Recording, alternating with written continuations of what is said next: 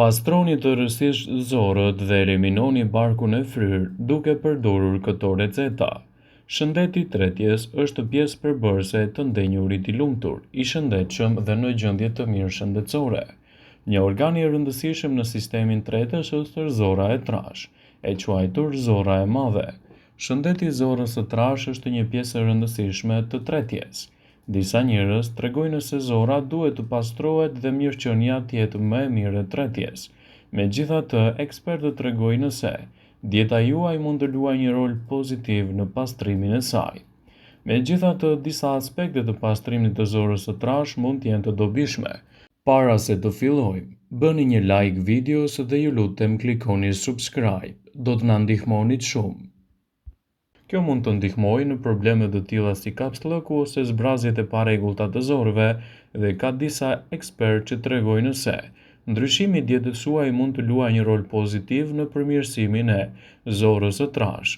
Pastrime të tjera të zorës së trash tregojnë se largimi i toksinave dhe parazitëve mund të jetë gjithashtu një mbikëqyrje e dur më e mirë për tretjen. Këto janë mënyrat më të mira për të pastruar zorën e trash në mënyrë natyrale në kushte shtëpie për të lehtësuar problemet e zorrës. Është e rëndësishme të konsultoheni me ekspertin e shëndetësisë, veçanërisht nëse keni defekte edhe në daljen jashtë ose probleme të ngjashme të tyre. Duke ndryshuar dietën, do të mund të lehtësoni edhe problemet e kapslëkut dhe të daljeve të çrregullta jashtë. Përndryshe, ju mund të bëni gjëra të thjeshta në kushte shtëpie për të ndihmuar në lehtësimin e tretjes. Pastrimet natyrale të zorës së trash mund të bëhen në kushte natyrale dhe ato të japin rezultate të duhura. Ju nuk keni nevojë të bëni pastrime të zorës së trash çdo ditë ose shpesh për të qenë të shëndetshëm, edhe pse ato mund të kenë përfitime shëndetësore kur bëhet në mënyrë sporadike. Sipas Health.com do të rendisim mënyrat më të mira për të përmirësuar tretjen dhe për të lehtësuar problemet e zorës së trash. Pastrimi me ujë. Pirja e mjaftueshme e ujit dhe qëndrimi i hidratuar është një mënyrë e shkëlqyer për tretjen e rregullt. Njerëzit që mbështesin pastrimin me anë të ujit për pastrimin e zorës së trash rekomandojnë që të pini të paktën 2 litra ujë në ditë. Gjithashtu provoni të hani ushqime të larta në përmbajtje të ujit. Kjo përfshin fruta dhe perime si shalqin, domatet, marrulet ose selinot. Në fakt, ka shumë ushqime që ndihmojnë në pastrimin e zorës së trash natyralisht përmes dietës suaj. Pastrimi me ujë me krip. Ju gjithashtu mund të provoni pastrimin me ujë të kripur. Kjo është veçanërisht e rekomanduar për njerëzit që përjetojnë në kapslëk ose parregullsi, por gjithmonë në mbikëqyrjen e një eksperti. Një studim i vitit 2010 tregoi se uji i kripur ndoshta mund të pastrojë zorën e trash kur kombinohet me disa pozita të jogës. Para se të hani mëngjes, përzieni 2 lugë çaj kripe me ujë të vakët. Rekomandohet krip deti ose krip himalaje. Nuk rekomandohet për personat që kanë tension. Pini ujin me stomakun bosh për pak minuta, ndoshta do të ndjeni nevojë për të shkuar menjëherë në tualet. Bëheni këtë në mëngjes dhe në mbrëmje dhe sigurohuni të qëndroni në shtëpi pranë tualetit për një kohë pas pastrimit. Ju mund të keni nevojë të shkoni her pas here në tualet. Gjithashtu, dieta e lartë me fibra mund të jetë një lehtësues shumë i mirë i tretjes suaj. Fibra është një makronutrient thelbësor që shpesh anashkalohet në dietën e përgjithshme. Është gjetur në ushqime bimore të shëndetshme si fruta, perime, drithra, arror, farra dhe shumë ushqime të tjera. Bimët përmbajnë celulozë dhe fibër që ndihmojnë në ngurtësimin e materjes së tepërt të zorës së trash. Ato gjithashtu rregullojnë kapslëkun dhe jashtëqitjen e tepër, ndërkohë që rrisin bakteriet e dobishme si probiotik. Sigurohuni të hani më shumë ushqime të larta në fibra, të cilat ndihmojnë në shëndetin e zorës së trash. Ato gjithashtu mund të jenë të shkëlqyeshme për bakteriet e zorrëve. Lëngjet me smoothie janë gjithashtu një zgjidhje lehtësuese e shpejtë për zorën e trash. Lëngjet janë pastrues popullor të zorës së trash.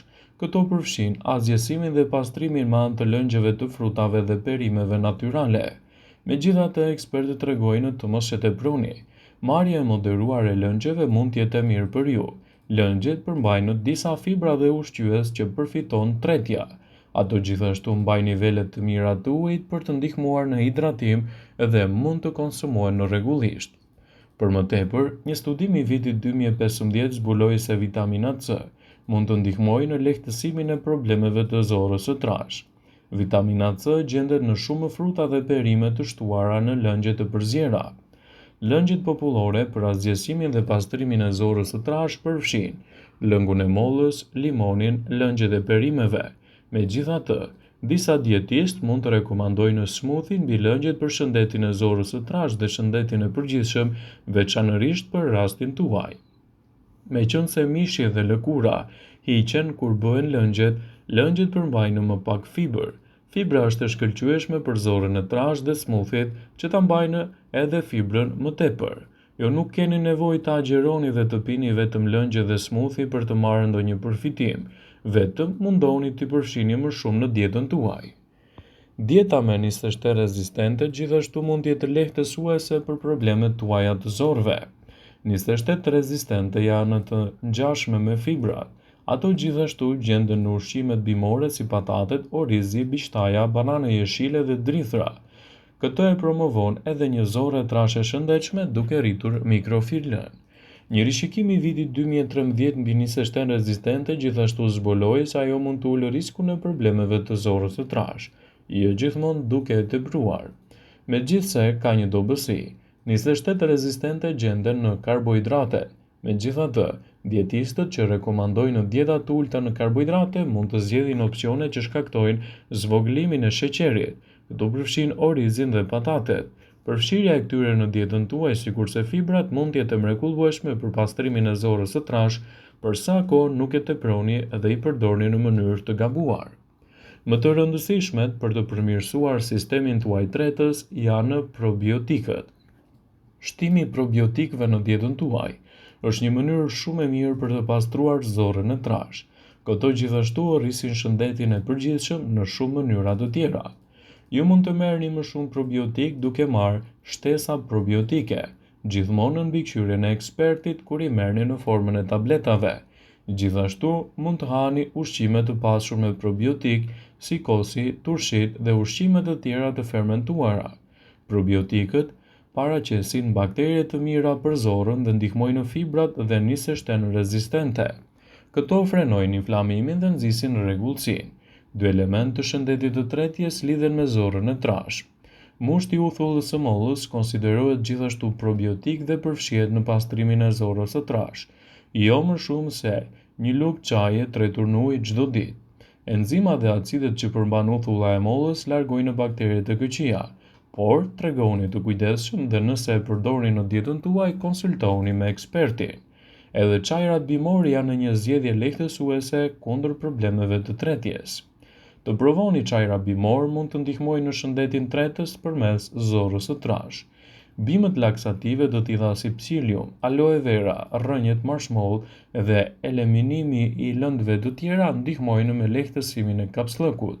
Sigurohuni që të bisedoni me mjekun tuaj dhe të ndiqni udhëzimet nga afër përpara se të përdorni barna. Gjithashtu përdorini ato me mas, përndryshe mund të jenë të dëmshme. Bimë të tjera si xhenxhefili, hudhra dhe piperi i kuq përmbajnë fitokimikate antibakteriale. Këto mendohet se shtypin bakteriet e këqija, por për këtë arsye ato janë të përfshira edhe në shumë pastrime. Megjithatë, nevojitet edhe mbikëqyrja e ekspertit. Provoni një gotë me një nga këto çajra bimor deri në 3 herë në ditë. Pini çajra bimor laksativ 1 herë në ditë. Gjithashtu, duhet të keni parasysh të pastroni zorrën e trashë në mënyrë natyrale dhe të konsultoheni me ekspertin për të evituar ndonjë komplikacion të mundshëm. Përdorimi çdo recete në mas dhe në mënyrën e duhur është një alternativë shumë e mirë për rastin tuaj. Gjithashtu është e rëndësishme të konsultoheni me dietistin për të përzgjedhur dietën që ju përshtatet më mirë duke u bazuar në gjendjen tuaj fizike dhe në historinë tuaj. Është e rëndësishme të përdoren si duhen për të evituar komplikacionet që mund të shkaktojë zorra e trashë bllokuar në organizmin tuaj. Vëmendje, ju bëjmë me dije se informacionet në këtë video kanë për qëllim që të plotësojnë, të mos zhvendësojnë këshillat e mjekut tuaj ose të ofruesit të kujdesit tuaj shëndetësor. dhe nuk ka në përqëllim që të mbulojë në të gjitha përdorimet e mundshme, masat paraprake, ndërveprimet ose dhe efektet e tyre negative për shëndetin tuaj. Pasi ta dëgjonit këtë video, do ju ftoja t'i bënit like dhe ta shpërndanit atë në profilin tuaj në mënyrë që të informohen dhe miqtë e tu.